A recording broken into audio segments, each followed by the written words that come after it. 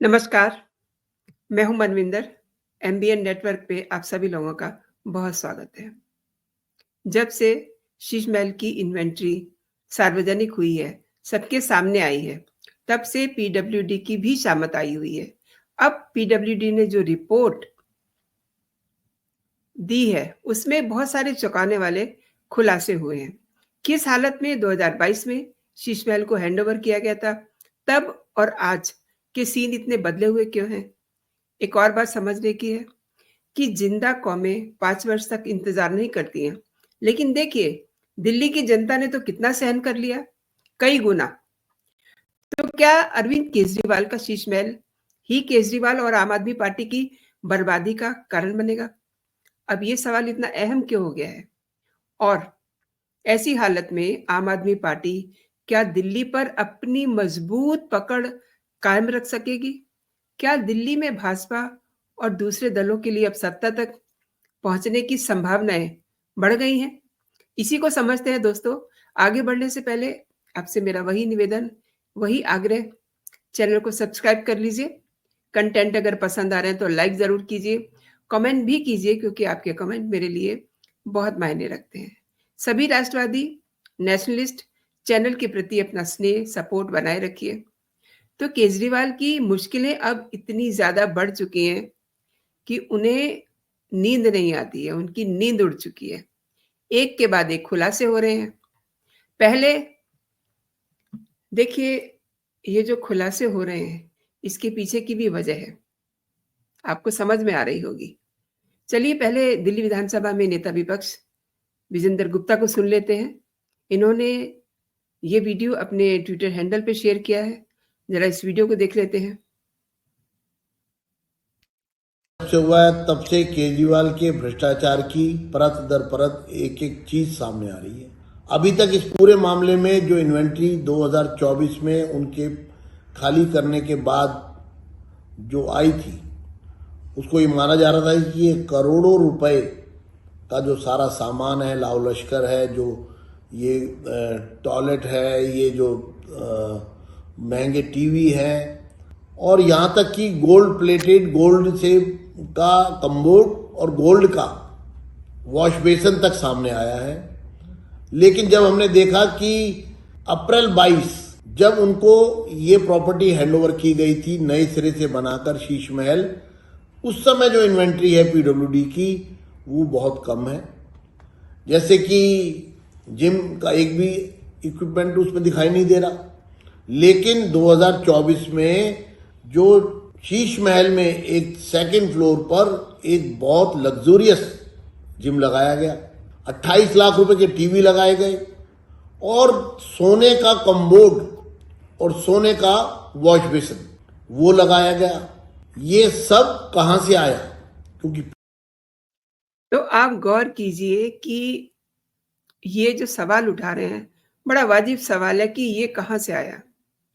अब आप ही बताइए कि शीश महल में इतने महंगे गैजेट्स, ये सब, मतलब आप सोचिए कि दिल्ली की जनता किस हाल में रह रही है, और उनका जो मुख्यमंत्री है, जो आज की तारीख में मुख्यमंत्री नहीं है, अपनी इन्हीं कारगुजारियों की वजह से अपना पद उन्हें छोड़ना पड़ा। ये शीश महल क्या आम आदमी पार्टी के ताबूत में आखिरी कील साबित नहीं होगा? और भी मैं आपको शेयर करना चाहती हूँ, बहुत सारी चीजें हैं मेरे पास। पहले इनको पूरा सुन लेते हैं कि ये क्या कह रहे हैं। पीडब्ल्यूडी के दस्तावेज ये कहते हैं कि ये पीडब्ल्यूडी ने नहीं दिए। तो फिर 22 से 24 के बीच में जब केजरीवाल जी वहां रह रहे थे, तो वहां कौन लोग उनके उस शीश महल को, राजमहल को सजाने के संवारने के लिए करोड़ों रुपया खर्च कर रहे थे? उनको उसके बदले में क्या फायदा दिया गया? उन्होंने ये पैसा वहां क्यों खर्चा? वो लोग कौन थे जिन्होंने वो पैसा खर्चा? ये जो लग्जूरियस पूरा उसको एक राजमहल को एक शानो शौकत से उसको भर दिया गया। ये पूरा मामला प्रकाश में आने के बाद ये साफ है कि अब इस पूरे मामले की गुत्थी सुलझ रही है कि जो शराब घोटाले में जो रिश्वत ली गई, उससे शीश महल में बहुत सारी चीजें, महंगी महंगी चीजें लगाई गई, क्योंकि पीडब्ल्यूडी की इन्वेंट्री और जो इन्वेंट्री जब उन्होंने वैकेट किया उसमें जो इन्वेंट्रीज बढ़ी, यानी अप्रैल 2022 के बाद, पीडब्ल्यूडी कहता है कि अप्रैल 2022 के बाद उन्होंने इस शीश महल में कोई आइटम सप्लाई नहीं की। लेकिन 22 से 24 के दौरान जब वो रह रहे थे केजरीवाल जी, तब जो उसके अंदर सजावट की गई, जो महंगे महंगे टीवी सेट लगाए गए, जो सोने का कम्बोर्ड और सोने की वॉश बेसन लगाया गया, वो सब कहाँ से आया, कौन लोग लगवा रहे थे, बदले में उनको क्या फायदा दिया गया, इस पूरे मामले पर आज मैंने उपराज्यपाल दिल्ली श्री वी के सक्सेना जी को पत्र लिखकर मांग की है कि इन सब चीज़ों की इन्वेस्टिगेशन होनी चाहिए और वो एजेंसी सामने आनी चाहिए, वो लोग सामने आने चाहिए जो शीश महल पर करोड़ों रुपए का खर्चा कर रहे थे। तो ये बहुत बड़ी बात है। अब उन्होंने ऐसे ऐसे सवाल उठा दिए हैं कि ये अगर फायदा दिया गया तो क्यों दिया गया, ये सोने के कम्बोर्ड, ये वॉश बेसन अगर लगवाए गए हैं तो किसने लगवाए हैं, शराब घोटाले का भी जिक्र कर रहे हैं वो, और उनका ये भी कहना है कि वो कौन लोग हैं वो भी सामने आने चाहिए। अब पहला आरोप तो देखिए, आप याद कीजिए ना, पहला आरोप कैलाश गहलोत ने अपने गुस्से वाले पत्र में केजरीवाल पे यही लगाया है, जिस समय उन्होंने रविवार को अपना इस्तीफा दिया था। उन्होंने कहा कि शीश महल ही था जिसने उन्हें मजबूर किया, क्योंकि आखिर जो जनता में जाता है उन्हें सुननी पड़ती है, तो उस स्टेट में ये सब चीजें चुभती हैं। और दिल्ली विधानसभा चुनाव से ठीक पहले आम आदमी पार्टी के प्रमुख मंत्री कैलाश गहलोत ने जिस तरीके से चुनावी वादों को पूरा न करने जैसे अनेक मुद्दों का जिक्र करते हुए इस्तीफा दिया है, आप सोचिए, बाकी आरोपों के अलावा शीश महल उसमें प्रमुख मुद्दा है और ये अरविंद केजरीवाल की छवि पे सीधा चोट करने वाला है।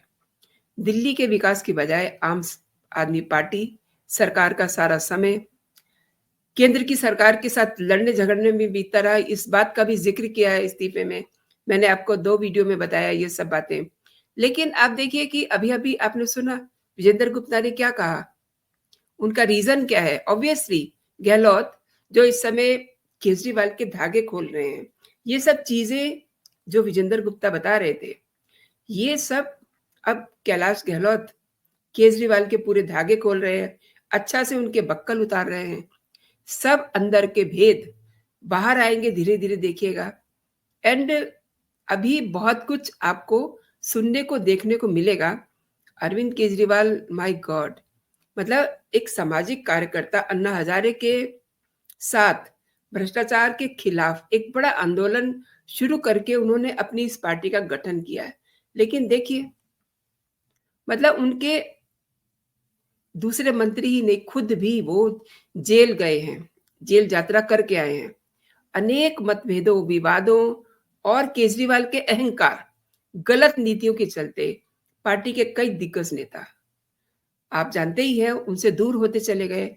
सबसे पहले तो किरण बेदी, फिर कुमार विश्वास, फिर आशुतोष, आशीष खेतान, शांति भूषण, प्रशांत भूषण, जोगेंद्र यादव, शाजिया इल्मी, कपिल मिश्रा और अब कैलाश गहलोत। इतने सारे नाम शामिल हैं। ये सब लोग देश को बदलने आए थे, लेकिन जैसे जैसे लोगों ने देखा कि अरविंद केजरीवाल का असली चेहरा क्या है, वैसे वैसे वो अलग होते चले गए। हाँ, ये बात जरूर है कि कैलाश गहलोत ने बहुत समय लगा दिया, लेकिन अब लगता है कि आम आदमी पार्टी, इनका सिंबल है ना झाड़ू, तो अब इनके झाड़ू ही नहीं, इनके राजनीतिक मूल्य भी तार तार हो चुके हैं। आम आदमी पार्टी के बढ़ते संकट और गिरते राजनीतिक मूल्यों के कारण आज उनकी चुनौतियां खत्म होने का नाम नहीं ले रही हैं। दिल्ली विधानसभा चुनाव से ठीक पहले कैलाश गहलोत का इस्तीफा दोनों आम आदमी पार्टी के लिए एक खतरे का बड़ा संकेत है। ये राजनीतिक रूप से नुकसान पहुंचाने वाला है, क्योंकि अब आप देखिए, किसी चीज की पर्देदारी नहीं रही है।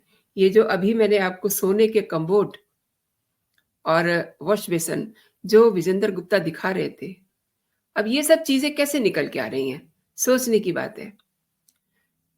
गहलोत ने तो ये कहा है कि आम आदमी पार्टी की सरकार यमुना को साफ नहीं कर पाई, बल्कि सब जमुना पहले से और गंदी हो गई। इसके अलावा उन्होंने कुछ और चीजें भी अंडरलाइन की कि आप यानी कि आम आदमी पार्टी का सारा समय सेंटर से लड़ने झगड़ने में बीतता रहा।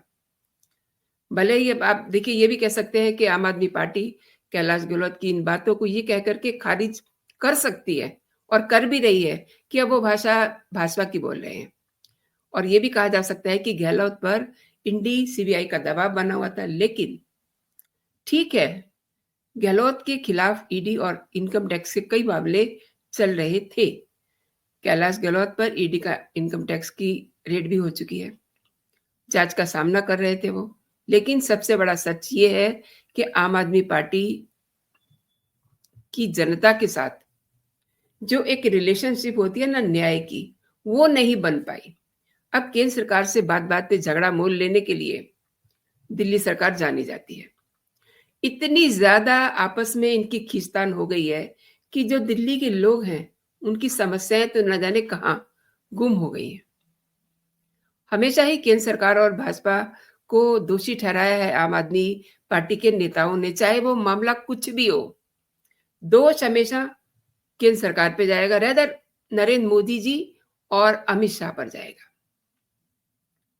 अच्छा, ये सब करने से हुआ क्या? दिल्ली वासियों की जो आम उनकी मुश्किलें थी वो वैसी की वैसी बनी रही। अब जैसा कि गहलोत कह रहे हैं कि उनके सामने पार्टी से अलग होने के अलावा और कोई चारा नहीं रह गया था। आम आदमी पार्टी टकराव की राजनीति में व्यस्त रही। अच्छे गवर्नेंस और बेहतर राजनीति का दामन उसके हाथ से लगातार छूटता रहा। दिल्ली में पार्टी ने असंख्य मुद्दे उठाए, लेकिन उनका वो समाधान नहीं कर पाई। ये सब बातें भी अब कैलाश गहलोत सब जगह बता रहे हैं, कह रहे हैं, और इसमें कोई दो राय नहीं कि उन्होंने अपने इस्तीफे में भी जिस तरीके से आम आदमी पार्टी की गलत नीतियों, केजरीवाल की अति महत्वाकांक्षाओं का जिक्र किया है, वो अरविंद केजरीवाल के साथ साथ पूरी आम आदमी पार्टी की साख को आघात देने वाला है। मतलब आघात दे दिया है, बचा क्या है? एक और फैक्ट है कि आम आदमी पार्टी आज तक इस प्रश्न का कोई भी संतोषजनक उत्तर नहीं दे पाई कि आखिर अरविंद केजरीवाल को मुख्यमंत्री रहते हुए अपने सरकारी आवास की साजो सज्जा पर 45 करोड़ रुपए खर्च करने की जरूरत क्या थी? अब ये जो अभी मैंने आपको दिखाया है, ये तो यही बताता है ना कि आम आदमी पार्टी अपनी रीति नीति से भटक गई है। अभी तक कोई इसका जो है उनकी तरफ से खंडन नहीं आया कि ये बात गलत है। आम आदमी पार्टी ने नई तरह की और कई सारी नई चीजों का दावा किया, नए मूल्यों की राजनीति करने का उन्होंने एक सपना दिखाया, लेकिन सारे दावे खोखले नजर आने लगे। तो इसके लिए अरविंद केजरीवाल और उनके सहयोगी अन्य किसी को जिम्मेदार नहीं ठहरा सकते। केजरीवाल और उनकी पार्टी, ये सब एक जो बंच है पूरा, ये जिम्मेदार है। एक बड़ा सवाल ये भी है कि आम आदमी पार्टी की इस दशा के चलते क्या दिल्ली पर वो अपनी मजबूत पकड़ कायम रख पाएगी? और जिस तरीके से लगातार बीजेपी हमलावर है, तो क्या बीजेपी या फिर कोई और दूसरा दल सत्ता तक पहुंचने की संभावनाएं नहीं बढ़ा रहा है? बहुत सारे सवाल हैं दोस्तों।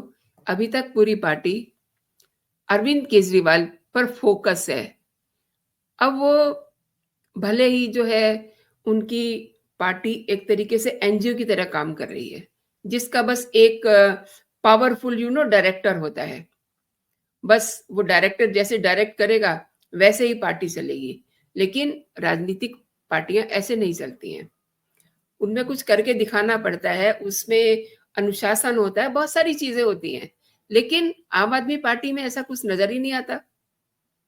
आम आदमी पार्टी को राजधानी दिल्ली के दायरे में या इस दायरे से बाहर अपनी एक बेहतरीन राजनीति से लोगों को अगर प्रभावित करना है, तो उन्हें जो वो कह रहे हैं वो करके दिखाना पड़ेगा।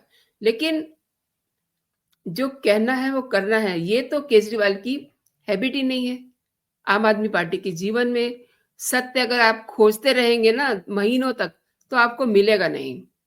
दोहरे मापदंड अपनाने के कारण आम आदमी पार्टी हर नीति, हर निर्णय और हर कथन समाधानों से ज्यादा समस्याएं पैदा करता रहा है। और मैं सच्ची में फिर कह रही हूं कि जिंदा कौमें 5 वर्ष तक इंतजार नहीं करती हैं। दिल्ली की जनता ने कई गुना ज्यादा इंतजार कर लिया है और ये विरोधाभास नहीं, ये दुर्भाग्य है, या कहिए कि उनकी सहने की एक शक्ति है। लेकिन सहने की भी एक सीमा होती है जो अब बिल्कुल नाके पे खड़ी है। और इस बार आम आदमी पार्टी को बाहर का रास्ता अगर इस जनता ने, दिल्ली की जनता ने दिखा दिया तो कोई बड़ी बात नहीं है, कोई हैरान नहीं हो सकता इस पे, क्योंकि जनता, फिर वही बात आती है कि जनता की गुस्से की वजह से सारी चीजें जो है मैस हो चुकी हैं। और गुस्से की वजह क्या है? बड़े सीधी सी बात है, जो बातें उनसे कही जाती हैं वो पूरी नहीं होती। अब अचानक से जनता ने शीश महल देख लिया है, उसकी इन्वेंट्री सामने आ गई है, उसके अंदर क्या क्या लगा हुआ है। तो मतलब जनता गंदा पानी पी रही है और शीश महल में लाखों रुपए का प्योरीफायर लगा हुआ है। आपने अभी विजेंद्र गुप्ता को सुना ही है कि उन्होंने क्या क्या सवाल उठाए हैं, इतना महंगा सामान कहाँ से आया। मतलब केजरीवाल जब सीएम थे, उनकी जनता का क्या हाल है, आज भी वही है। सड़कें टूटी हुई हैं, जमुना जी जो है बिल्कुल कहना चाहिए कि उसका पानी एकदम विषैला हो गया है और पहले से भी ज्यादा गंदी हो गई है, जबकि वादा ये किया था कि मैं डुबकी लगा के दिखाऊंगा। अब डुबकी लगानी तो दूर की बात है, उधर मुड़ के देखा तक नहीं। और फिर ये सामान जो शीश महल में इस समय दिखाई दे रहा है, जैसे कि आपने देखा, सोने का कमोड, सोने का वॉश बेसिन, ये महंगा सामान कहाँ से आया, किसने दिया? तो आपको याद है अभी कुछ दिन पहले ही, कुछ महीने पहले ही गुरपतवंत सिंह पन्नू, जो खालिस्तानियों का समर्थक है, उसने ये कहा था कि 133 करोड़ रुपया उन्होंने अरविंद केजरीवाल को दिया है अपना एक आतंकवादी छुड़ाने के लिए। तो क्या वो पैसा इनके शीश महल में नहीं लगा होगा? ये बातें न केवल एलजी ऑफिस तक पहुंची हैं, बल्कि अब ये सारा पुलिंदा गृह मंत्रालय तक पहुंच चुका है। तो जो मैंने इतना आपको पूरा कंटेंट बताया है, लबल यही है कि अब जो इनका सामान 2022 तक शीश महल के अंदर था, वो सामान तो है ही नहीं। अब तो वहां महंगी चीजें लगी हुई हैं, यानी कि 2 साल में इतना पैसा कहां से आ गया? 2022 में इन्हें हैंडओवर किया गया एंड उसके बाद किसी ने देखा नहीं कि अंदर क्या है। अब चीजें सामने आ रही हैं, अब फोटोग्राफ सामने आ रहे हैं। आपने देखा वॉश बेसन और कम्बोर्ड सोने का, चाहे वो प्लेटेड है। ये तो सिर्फ एक बानगी भर है, कितना कुछ ऐसा है जिसे अभी आपका देखना बाकी है। तो ये सब जो चीजें हैं, अगर ये सामान दिए गए तो इसके एवज में उसको कुछ फायदा भी तो मिला होगा ना। अब पन्नू की मैं बात करती हूँ, पन्नू ने तो ये कहा था कि मेरा एक आतंकवादी है, उसे आप जेल में से निकलवा दीजिए, और जेल में से तो चिड़िया भी नहीं निकल सकती। ये तो अब केजरीवाल भी समझ गए होंगे। लेकिन 133 करोड़ रुपया तो जेब में डाल के बैठे हुए हैं ना, तो वो सब पैसा अपना लगाया होगा शीश महल में। तो दोस्तों अभी के लिए इतना ही। आप अपना और अपनों का बहुत सारा ख्याल रखिए, खुश रहिए, स्वस्थ रहिए। जय हिंद, जय भारत।